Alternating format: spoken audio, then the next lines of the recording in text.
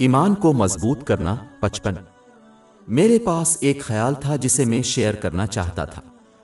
بہت سے مسلمان ایسے ہیں جو اپنا زیادہ وقت، محنت اور مال ان چیزوں پر لگا دیتے ہیں جو نہ اعمال صالحہ ہیں اور نہ گناہ، بلکہ وہ فضول چیزیں ہیں۔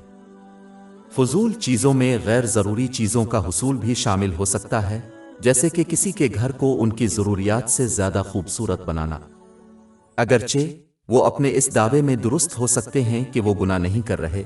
ایک حقیقت کو سمجھنا ضروری ہے، یعنی وقت اللہ تعالیٰ کی طرف سے ایک قیمتی تحفہ ہے جو ایک بار چلے جانے کے بعد حاصل نہیں ہو سکتا۔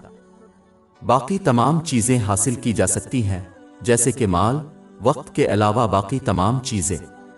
پس جب کوئی اپنے وقت کے ساتھ ساتھ دیگر نعمتوں جیسے مال کو بھی غیر ضروری اور اضافی چیزوں کے لیے وقف کرتا ہے تو یہ قیامت کے دن بڑی پشیمانی کا باعث بنے گا۔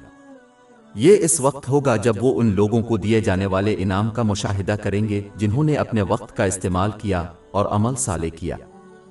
وقت ضائع کرنے والے گناہوں سے بچتے ہیں جو انہیں عذاب سے بچاتے ہیں، لیکن جب وہ فضول کاموں میں وقت ضائع کرتے ہیں تو انہیں تنقید کا سامنا کرنا پڑ سکتا ہے، اور وہ یقیناً اس انعام سے محروم ہو جائیں گے جو وہ حاصل کر سکتے تھے اگر وہ اپنے وقت اور دیگر نعمتوں کو صحیح طریقے سے استعمال کرتے۔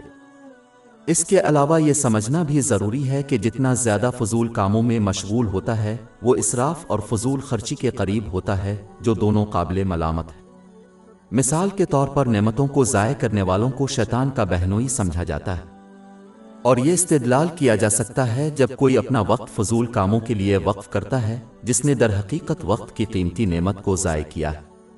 باب 17 آیت 27۔ بے شک فضول خرچی کرنے والے شیطانوں کے بھائی ہیں۔ ہماری ویب سائٹ www.sheikhpod.com پر 400 سے زیادہ مفت e books, audio books, infographics, podcast اور بلاگ دستیاب ہے۔